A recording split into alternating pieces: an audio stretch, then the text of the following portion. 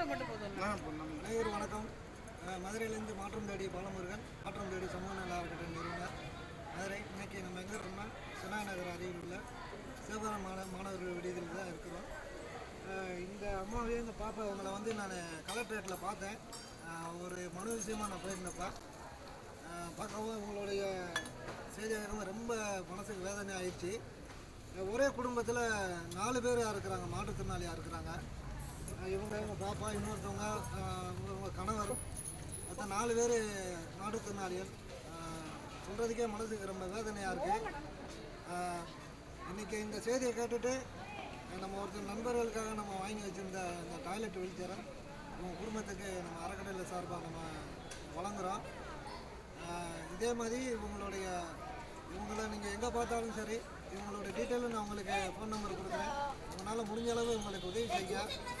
ஏன்னா ஒருத்தர் 2 பேர் கிடையாது, 4 பேர் இருக்காங்க. இன்னொன்று குடியிருக்கிறதுக்கு வீடு ரொம்ப சிரமத்தில் இருக்கிறாங்க. நம்மளால் முடிஞ்ச உதவிகளை செய்வோம். நம்ம அண்ணன் இவர் டாராடெக்கில் என்ன மாவட்ட உதவி தொழிலாளர் ராமலிங்கமாக நம்மளுக்கு கூட இருக்கார். அண்ணனுக்கு ரொம்ப நன்றி சொல்லிக்கிறேன். இவங்களுக்கு உங்களால் முடிஞ்ச உதவிகளை செய்யுங்க. உங்கள் நம்பரை நான் உங்களுக்கு போட்டு விட்றேன். என்னால் முடிஞ்ச உதவி அறக்கட்டளை சார்பாக நன்றி நன்றி நன்றி.